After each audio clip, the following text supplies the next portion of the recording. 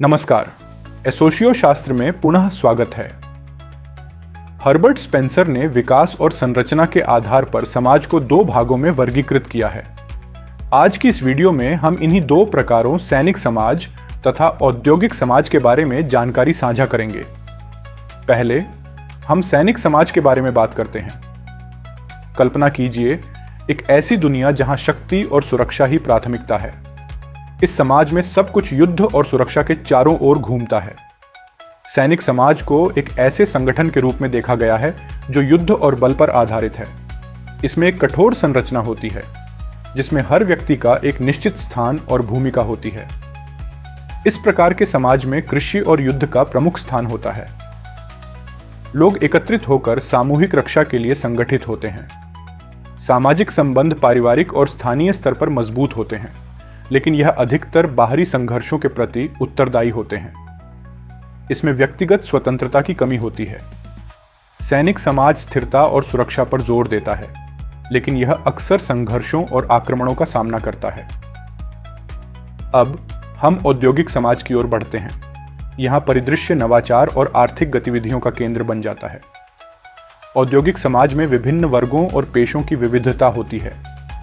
ये एक ऐसे समाज को दर्शाता है जो उत्पादन और व्यापार पर आधारित है। यहाँ अर्थव्यवस्था उद्योगों, विनिर्माण और सेवा क्षेत्रों के चारों ओर घूमती है। ये विज्ञान और प्रौद्योगिकी के विकास को बढ़ावा देती है। औद्योगिक समाज में सामाजिक संबंध अधिकतर आर्थिक सहयोग और कार्यस्थल पर आधारित होते हैं। यहाँ व्यक्तिगत स्वतंत्रता और सामाजिक गतिशीलता की अधिकता होती है। औद्योगिक समाज में विचारों और अभिव्यक्तियों की स्वतंत्रता होती है, जिससे लोग अधिक उदार और स्वतंत्र रूप से जीने की कोशिश करते हैं। आइए अब इन दोनों समाजों के विकास को एक प्रक्रिया के रूप में समझते हैं। समाज सर्वप्रथम एक अभिन्न तथा समरूप खानाबदोशी झुंड के रूप में था। सामूहिक कार्यों को सफलतापूर्वक करने के लिए एक नेता होता था। उसके पास समूह के अन्य सदस्यों की अपेक्षा अधिक गुण व कार्य कुशलता होती थी। यह माना जाता था कि ईश्वर के द्वारा उसे यह गुण प्रदान किया गया है। इस प्रकार से उसे अलौकिक रूप से स्वीकृत माना जाता था।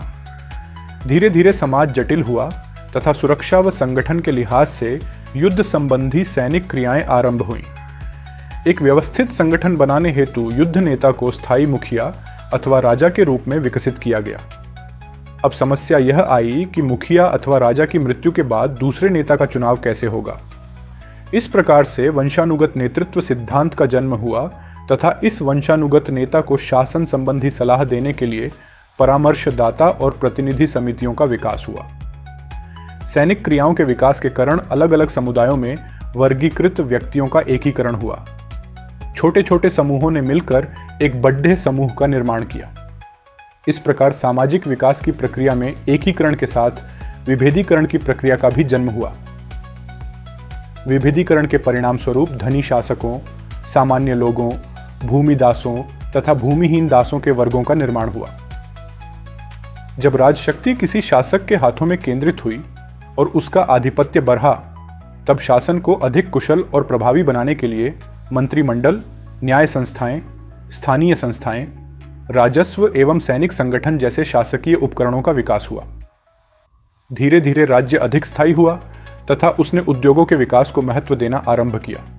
इसके परिणाम स्वरूप राजनीतिक विकासवाद की प्रक्रिया सैनिक राज्य से औद्योगिक राज्य में रूपांतरित हो गई। स्पेंसर का यह सिद्धांत समाज के विकास को समझने में मदद करता है, यह दर्शाते हुए कि कैसे विभिन्न प्रकार के समाज समय के साथ विकसित होते हैं। अगर आपको यह वीडियो पसंद आया हो तो कृपया सब्सक्राइब करें और हमारे अन्य एपिसोड्स भी देखें, जहां हम प्रमुख समाजशास्त्रियों और उनके विचारों पर चर्चा करते हैं। अगले वीडियो में फिर मिलते हैं। Till then, stay healthy, stay safe and keep reading.